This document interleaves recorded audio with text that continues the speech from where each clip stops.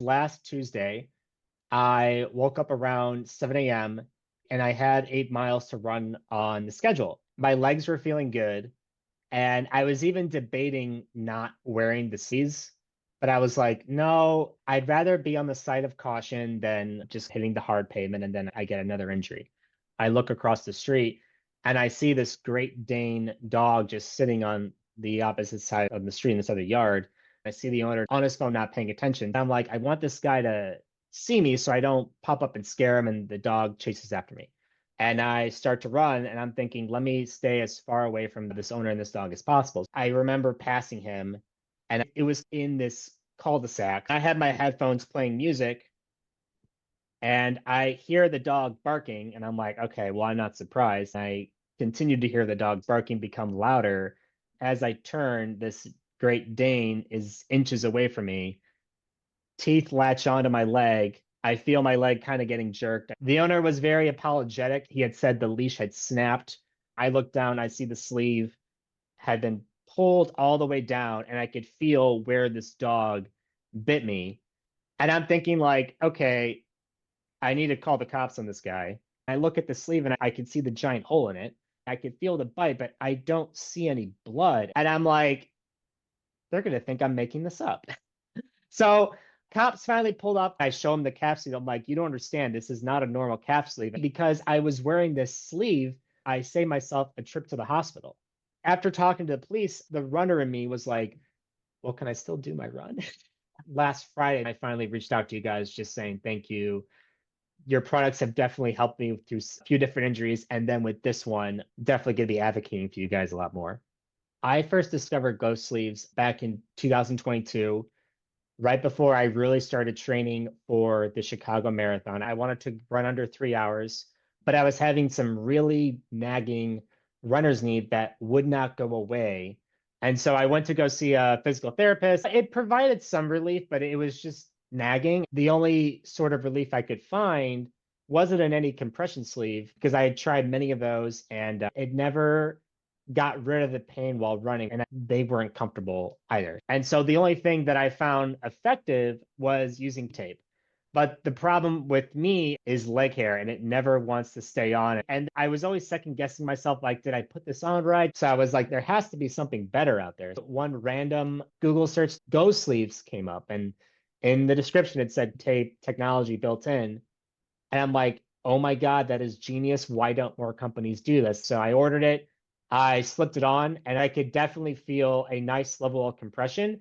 And I could definitely feel less of that runner's knee pain on my runs. And so I wore it on every single run. I wore it on really hot days when I was going for 18 miles, thinking, okay, it could get a little sweaty, but it's protecting my knee. And after 3 or 4 weeks, the pain was completely gone. I ran Chicago. I got 255.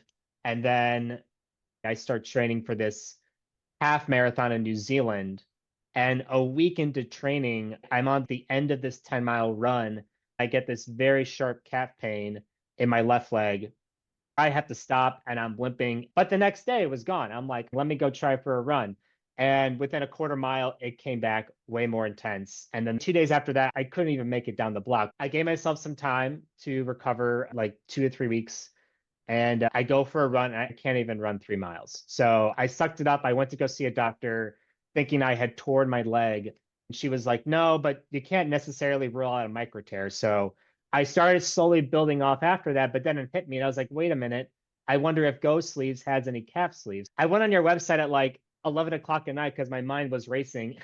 And I found it and I immediately ordered it. So that really helped me recover. And I was able to actually do that race, although very, very slowly. The one thing they say when you're recovering from a calf injury is avoid hills. And I get there and I see all these hills and I'm like, thank God I had these sleeves. I recovered after that. Even though I wasn't really experiencing calf pain, I still kept wearing the sleeves. One, as a precaution, and two, I actually really liked the comfort, the compression that it gave. One of my goals is to try to run all the world majors. So I ran Chicago, Berlin, Boston, and then after many, many years, I finally got into New York. I think it was less than 1% of lottery entrants that got accepted. I'm training, I'm running 80 miles a week. I had a bunch of stuff in my life going on at the time. And I start this easy 4 mile run. I go up this hill and I immediately feel that same calf pain, but on the other leg. And I'm like, I am 6 or 7 weeks out from the race. I don't want to drop out. So I kind of thought back to how this happened 2 years prior. I bought another pair of calf sleeves from you guys, and I'm like, let me just do this exactly how I did it before with these sleeves. I'm going to have them much earlier now, and I should be ready for New York. I ran Boston in 2:39. I was like, I'm not gonna go for 2:30 in New York. I was kind of aiming for just like a little over 2:50. I felt like 2:45 would be a miracle. I spent like a hard 6 or 7 weeks recovering, resting, easing back into it. And then I walked away with a 2:44, which really shocked me. I think the sleeves were a huge help for that. Whenever I run into someone who is having any sort of leg issues, I'm like, look up this company, buy it. They last a lot longer than the typical sleeve you would get. I think usually they advertise like 90 days and you want to replace it. I mean, I had my first pair from like 3 years ago. I found this one to be thicker. I found this one kind of a little difficult. I sort of found a better technique to put it on and take it off. I still continue to wear it on almost all of my runs. I'll put them on before a run, especially before a hard run. If I know I'm going to wear shoes that are going to help me go fast, but are kind of rough on my calves, I will wear them to just protect those calf muscles. But honestly, because the actual compression kind of feels good, I just wear them throughout the day. If I'm injured or if I'm having shin splints or something is really nagging me, then I'm very diligent about it. Otherwise, it's just kind of whenever I want to, and I'll wear them throughout the day. I'll go to the grocery store with them. If it's during the summer, people are like, why are you wearing super long socks? I'm like, they're not socks. They're calf sleeves, and then I got the socks like underneath them. Not because I necessarily need to, they just feel good. I've tried others. They were okay. They were lightweight, but they also tore easily after only a couple weeks or a couple months of use. And I'm like, okay, well, I just spent $40 on this. Whenever I would have shin splints and I would wear these other brands, I felt like it wasn't necessarily solving the issue I was trying to solve. Whereas Ghost Sleeve was actually tackling the root cause of whatever I was experiencing. I've talked to other runners who have had recurring calf issues. And so I say, hey, these sleeves that I'm wearing right now aren't actually normal compression sleeves that you would find, like at Fleet Feet or whatever. They're much more thicker and they have kinesiology tape, that technology built into the sleeve. As soon as you buy it, you can feel that stickiness inside.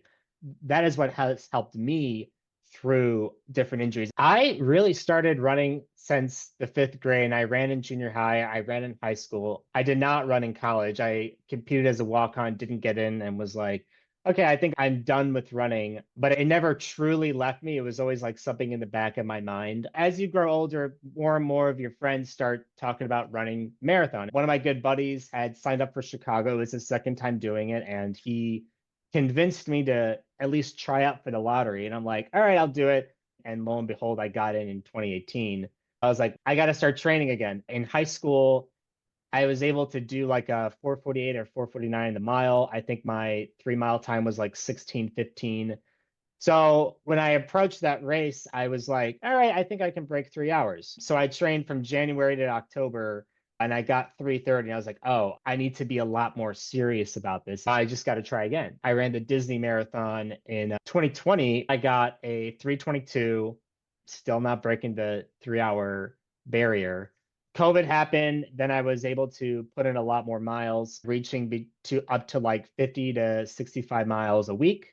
Then I ran Indianapolis in 2021, got a 3:10 and some change. So I'm like, okay, how can I be more serious about this? So got a personal coach. And then Chicago in 2022, that's when I finally broke 3 hours. I tried for Berlin in 23, originally didn't get in, but then I woke up to an email in June saying, now you have an entry into the race if you want it. So quickly started training, actually got food poisoning a week before the race, but I still walked away with a 2:55 for that race. I got home from Berlin. I was 12 seconds off my PR, and I was like, I think this food poisoning really messed me up. I know I can run better. I signed up for this half 2 days after Thanksgiving.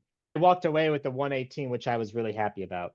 Still wanted to run New York, still wanted to run Boston. So 2024, I signed up for this local race, got 2:45, used that to get into Boston, where I ran a 2:39.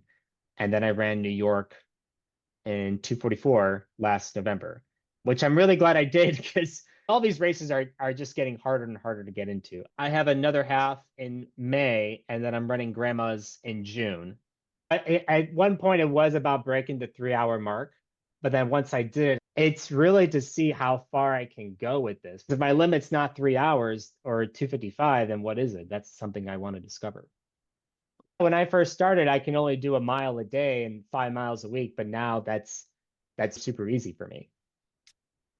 I had one friend recently say that she couldn't train because there was no sidewalks from where she lived. And I'm like, well, you can run on the side of the street or drive somewhere and run on a trail. I tell them my weekly mileage, my times, and they're just like, wait, what? How do you have time for that? How do you even manage that? I can't even run 2 miles. And whatever you're trying to reach, you're not going to reach it tomorrow or next week. And some people won't even reach it by next year. If your goal is 3 hours, I think people don't realize how big of a goal that is unless you already have years and years and years of base.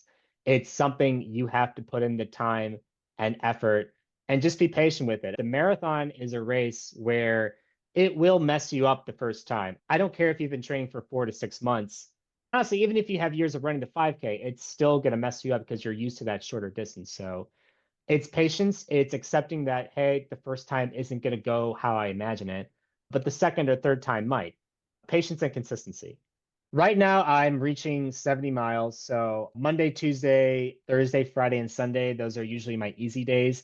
That can range anywhere from 6 to 10 miles. Saturdays are my long runs. That's right now I'm at 18, although as we get closer to grandma's, I'll definitely go over 20. And then Wednesdays are always my hard days. So that's either short intervals, 400s, 800s. I guess that's not that short, but the 400s definitely are.